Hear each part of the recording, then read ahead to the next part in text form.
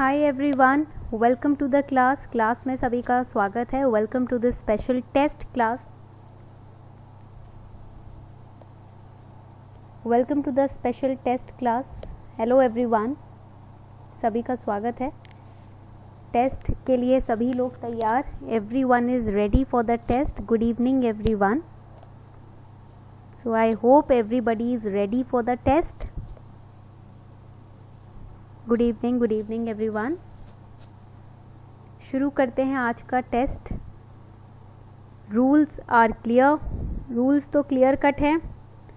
10 questions will be there. ठीक है, 10 questions, 2 marks each. Negative marking is also there. Negative marking भी है हमारी। ठीक है, नेगेटिव मार्किंग मतलब 0.67 मार्क्स की नेगेटिव मार्किंग होगी if you answer question incorrectly, and it is a practice test for all of you. ये आप सभी के लिए ना एक प्रैक्टिस टेस्ट है। ठीक है, तो इस टेस्ट में स्कोर्स कोई भी कैसे भी आए, घबराने की ज़रूरत नहीं है। What ever scores you achieve, your main focus should be on what you have learned. अगर आपका फोकस इस पे नहीं है कि हमने क्या सीखा, तो फिर बेकार है टेस्ट लेना। पूरा पर्पस ही डिफीट हो जाता है टेस्ट का। Mock test, the purpose is what you have learned. ठीक है, what are your strengths, what are your weakness. If you are aware of that, if the mock test makes you aware of your strength and weaknesses, that means the mock test was successful even if you have score 0। ठीक है, अगर आपके mock test में score 0 भी है, purpose ये होना चाहिए आपको आपकी कमजोरी और आपकी स्ट्रेंथ पता चल जाए।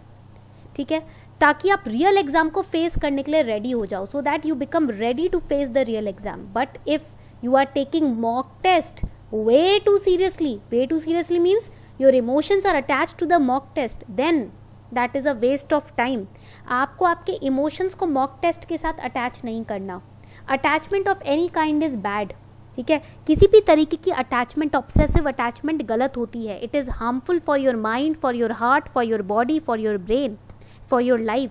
सो always remember, stay detached. Detached रह के काम करना है। रिजल्ट से खुद को अटैच किया तो वहीं बिखर जाओगे। तो रिजल्ट चाहे अच्छा हो बुरा, अटैचमेंट नहीं। अच्छा हो तो घमंड हो जाता है। If the result is good and you are attached with the result, then you will be limitlessly arrogant. That will also result in to your fall. ठीक है, इससे भी गिरावट होती है इंसान के कैरेक्टर में। ठीक है, yes, ego increases, arrogance, pride increases. Pride, arrogance, all of these are bad. ठीक है, so always remember, be detached and do your duty.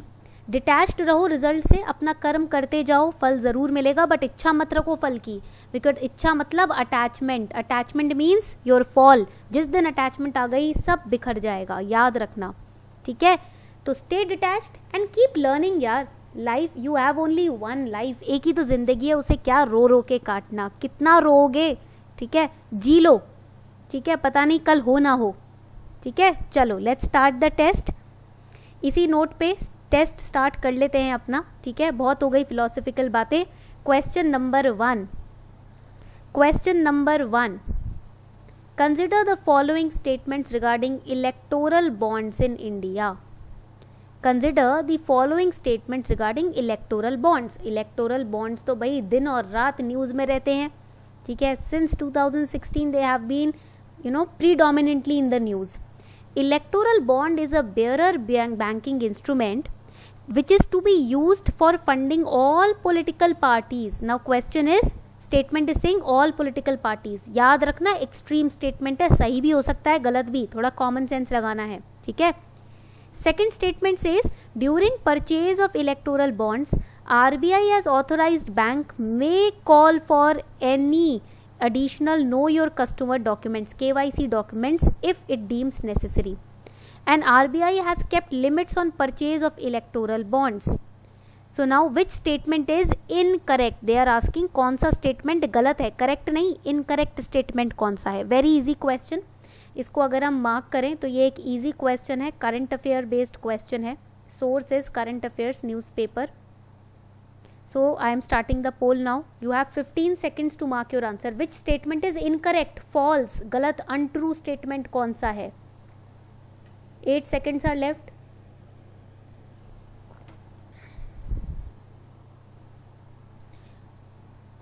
Correct answer to this question is it is C. C आपका correct option है. ठीक है, तो इस question का answer है C. All of the above statements are incorrect. सभी में आपको एक्सट्रीम स्टेटमेंट्स दिखेंगे. In all of the above statements you will find extreme statements, right. First statement देखो, इसमें बोला हुआ है कि it is used for funding of all political parties. It is not for funding all the political parties, only the eligible political party. सभी political parties को fund करने लगे तो पंगा हो जाएगा, because not all political parties are genuine, right. So for only the eligible political parties. Eligible political party कौन सी है? That party is known as eligible, which is registered under section 29A of Representation of People Act. अब Representation of People Act के ऊपर mains 2020 में question आया है GS paper 2 में. On Representation of People Act question has come, question number 1 और question number 2 was there in mains 2020, right? Remember? चलो question number 2, yes. ठीक है, अब इसमें second statement is saying that RBI is authorized bank. RBI authorised bank है क्या इसको fund करने के लिए, परचेज करने के लिए? No, it is SBI. RBI तो सेंट्रल बैंक है. ये काम सेंट्रल बैंक थोड़ी करेगा बैठकर. सेंट्रल बैंक के पास इतना ये टाइम थोड़ी है कि इलेक्टोरल बॉन्ड्स को परचेज करने के लिए आप आरबीआई के पास जाओ. SBI has been made the authorised bank. ठीक है, पॉइंट क्लियर हो गया सभी को. Now it is saying that there is a limit which is kept by RBI on electoral bonds. Wrong. There is no maximum limit. किसी भी तरीके का इसके परचेज पे मैक्सिमम लिमिट नहीं है. ठीक है, so all the statements are wrong. सभी स्टेटमेंट्स गलत हैं. चलो next question. Again this question has been taken from NCERT. ये क्वेश्चन हमने लिया है क्लास 12th की एनसीईआरटी से. Consider the following statements regarding the Gini coefficient. Gini coefficient only looks at distribution of incomes or wealth among nation's residents. Gini coefficient ranges from 0 to 1, with 0 representing perfect inequality and 1 representing perfect equality. Again intelligent guess use कर सकते हो यहाँ पर आप. Which statement is correct? You have 15 seconds time to answer this question. 15 second का time है, फटाफट से आंसर करें क्वेश्चन को.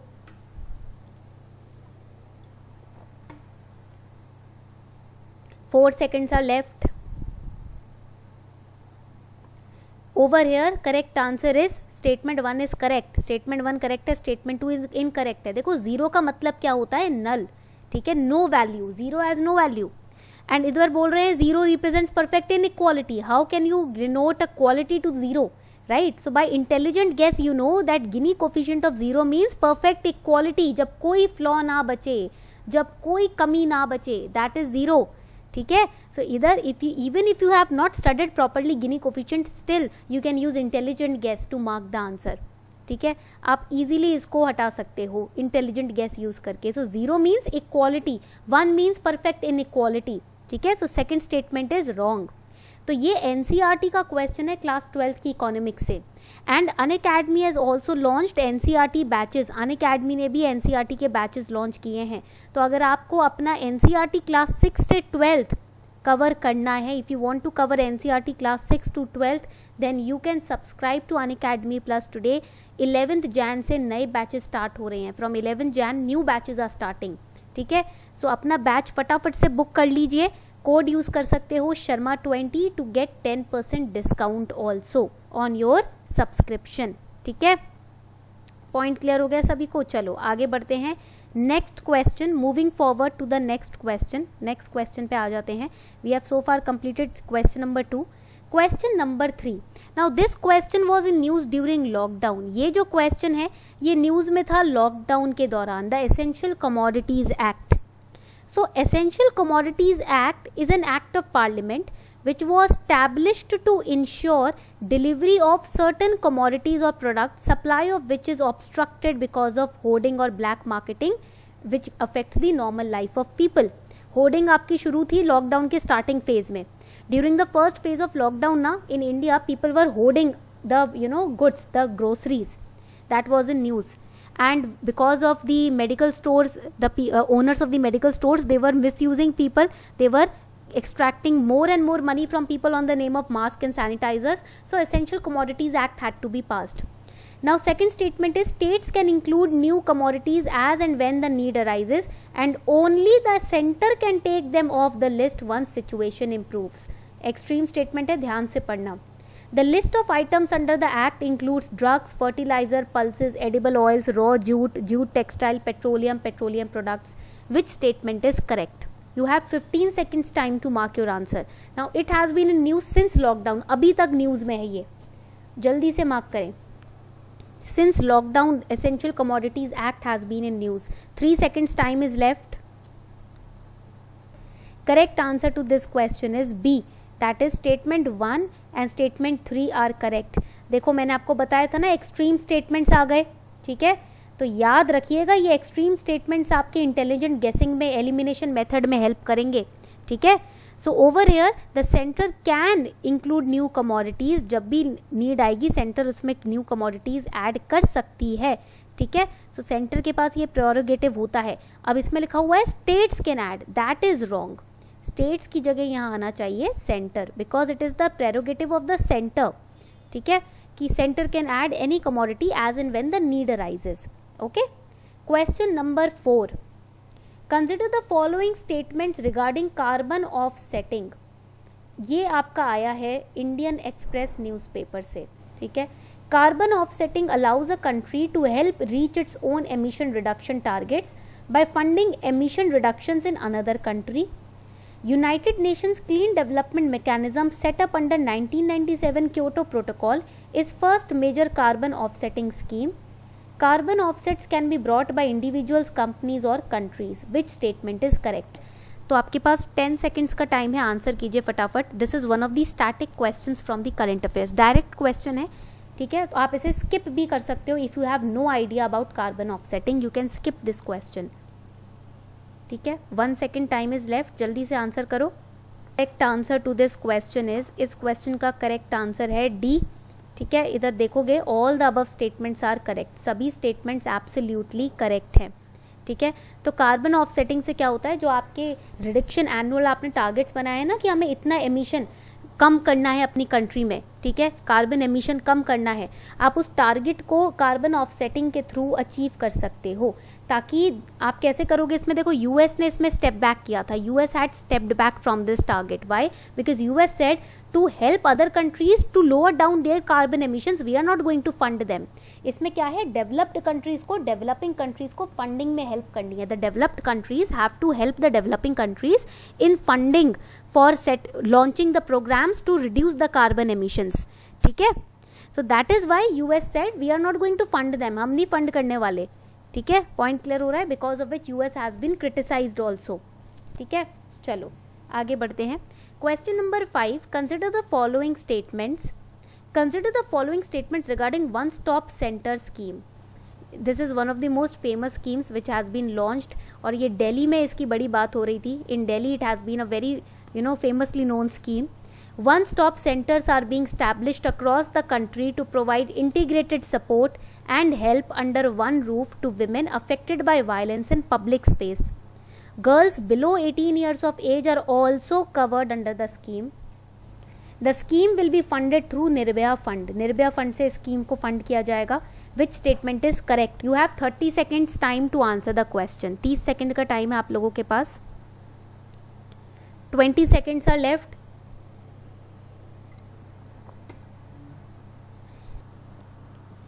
Five seconds are left to answer the question. 5 second का टाइम बचा है आप लोगों के पास. Answer to this question is it is C. All of the above statements are correct. तीनों statements correct हैं, ठीक है.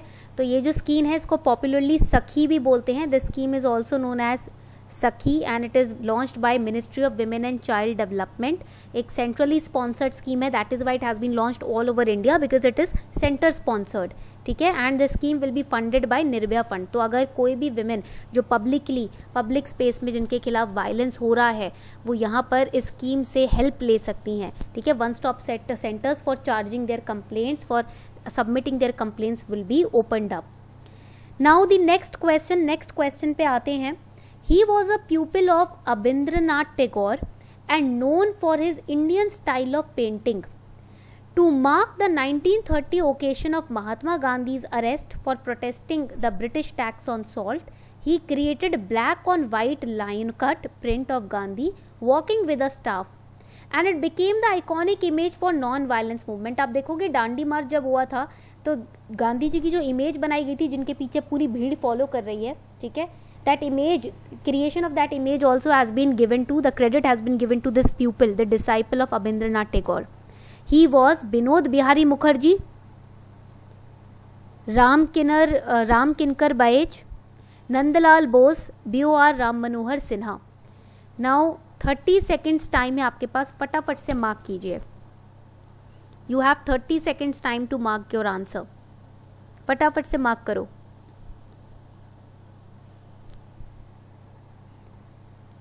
So correct answer to this question is 5 seconds time is left.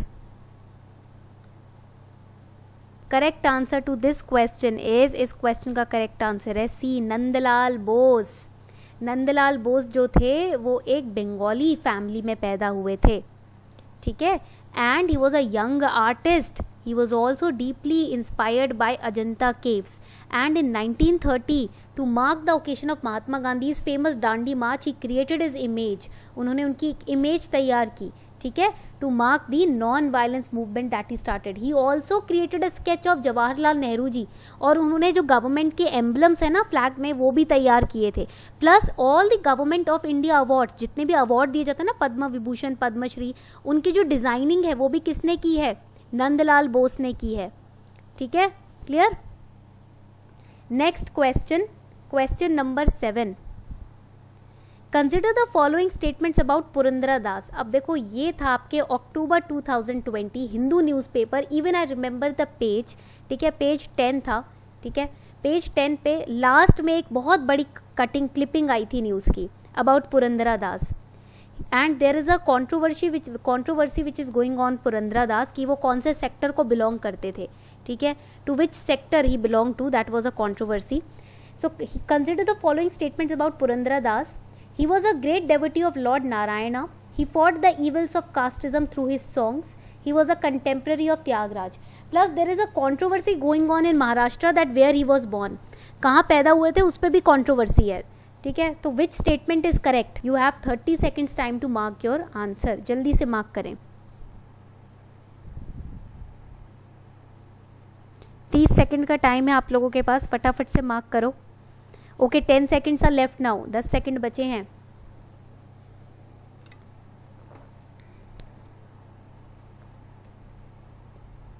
Nine seconds are left. फटाफट से mark करो, बहुत easy question है. Correct answer to this question is A, that is statement 1 and 2 are correct, ठीक है. अब statement, last statement बोल रहा है कि ये त्यागराज के कंटेम्प्ररी थे. कंटेम्प्ररी का मतलब क्या होता है? समकालीन. Contemporary means belonging to the same period, like Buddha and Mahavira, right? So Tyagaraja जो थे वो 1767 से 1847 का उनका टाइम पीरियड है. Tyagaraja he belonged to the time period of 1767 to 1847. पुरंदरा दास तो 14th सेंचुरी से बिलोंग करते हैं. Tyagaraja 18th century and Purandara Das 14th century. So they are not contemporary, दोनों कंटेम्प्ररी नहीं है. Plus he was a Vaishnavite. Purandara Das जो थे वो वैष्णवाइट थे. Vaishnavite means he worshipped Lord Narayan, Lord Krishna, ठीक है. तो ये ग्रेट कृष्णा के डेवोटी थे, ठीक है. He was a Haridas, he was a Vaishnavite, Vaishnava, and he created and composed many poems for to in appreciation of Lord Krishna. And also remember that he fought casteism अपने songs के through, because it is said, some people say that he belonged to a Brahmin caste, some people say he belonged to a lower caste, right? तो इसके ऊपर भी controversy है महाराष्ट्र में, ठीक है. तो इसलिए पुरंदरा दास हमेशा casteism के खिलाफ थे. He used to say that all are children of God. Nobody is low caste or high caste, upper caste, middle class, lower caste कुछ नहीं होता. Everybody is the child of God, right? So he, through his songs, through his compositions, poetry, songs, he fought against casteism. Okay, next question, second last question है ये. In India, Bharat Stage Emission Standards BSES and timeline for implementation are set by Ministry of Petroleum and Natural Gas, Ministry of Heavy Industries and Public Enterprise, Ministry of New and Renewable Energy, ministry of environment, forest and climate change. तो India में जो BS standards होते हैं vehicular pollutions के लिए, fuels के लिए, वो कौन सेट करता है? Who sets the vehicular standards? Again you have 30 seconds time to answer this question. 30 second का टाइम है आप लोगों के पास क्वेश्चन आंसर करने के लिए.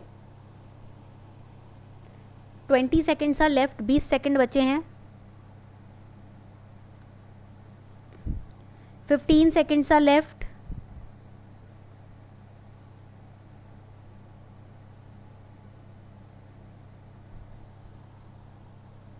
Correct answer to this question is D, that is Ministry of Environment, Forest and Climate Change. तो आपके जो emission standards है that should be in line with the current climate status. So that is why the charge has been given to Ministry of Environment, Forest and Climate Change. ठीक है, point clear हो गया. चलो next important question. As per IMD heat wave is considered. Again this is again important question जो 2020 में रहा है news में, हिंदू न्यूज़पेपर. हीट वेव कब कंसिडर किया जाता है IMD के हिसाब से? When the maximum temperature of a station reaches at least 40 degree Celsius और more for plains. Maximum temperature of station reaches at least 37 degrees Celsius or more for coastal stations. Maximum temperature of station, a place reaches at least 30 degrees Celsius or more for hilly regions or all of the above. Which statement is correct? You have 30 seconds time to answer the question. आपके पास 30 seconds का time है question answer करने के लिए.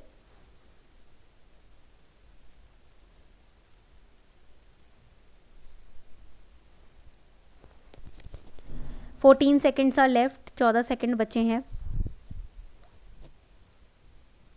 8 seconds are left. Correct answer to this question is D. D means none of the above, all of the above are correct.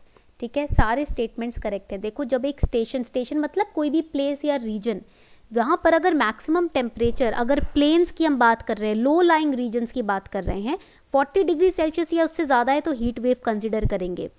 अगर किसी coastal area में 37 degree Celsius या उससे ज़्यादा टेम्परेचर है तो हम उसको हीट वेव कंसिडर करेंगे. But in the hilly regions, mountainous regions, if the temperature maximum is 30 degree Celsius और more, then we will consider heat wave situation over there. Okay, last question for today. Which of the following nations share borders with Somalia? ये map based question है आपका, current affairs से लिया गया. Which of the nations share borders with Somalia? Kenya, Djibouti, Eritrea, Ethiopia. Select the correct answer using the code given below. Read this question very carefully. इनमें से कौन सा nation है जो सोमालिया के साथ बॉर्डर शेयर कर रहा है? 30 सेकेंड्स का टाइम है. आराम से ध्यान से इस क्वेश्चन को सॉल्व करो. You have 30 seconds. Solve this question very patiently. Map based question है. 10 seconds बचे हैं. 10 seconds are left.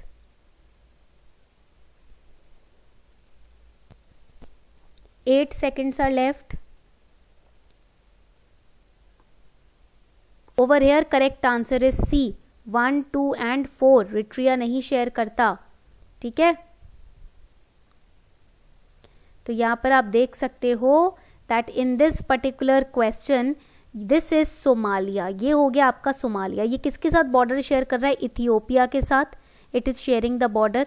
ठीक है, and it is also sharing border with Kenya and Djibouti. तो यहाँ पर आप केन्या देख सकते हो. This is Kenya. ठीक है, so it is sharing border with Djibouti, Ethiopia and Kenya. ठीक है, पॉइंट्स दिख रहे हैं, विजिबल हैं सबको मैप में. I zoom up the map also. मैं मैप को जूम अप कर देती हूँ. ठीक है, so this is Somalia. We have Djibouti over here. Eritrea तो हो ही नहीं सकता, दूर है. Then Ethiopia and Kenya. ठीक है, so now yes it is known as honorable. चलो अब जल्दी से अपने स्कोर्स कमेंट सेक्शन में बताएं मुझे. Let me know your scores in the comment section. जल्दी से बताएं सोर्स कमेंट सेक्शन में. Very good, good scores. अब देखो आपके ना जीएस पेपर 1 का पेपर हुआ है मेंस का अभी तक. So far 2020 paper 1 has been conducted, GS paper 2 has been conducted, essay has been conducted. So I am going to analyze and solve essay paper and GS paper 1 tomorrow and day after tomorrow.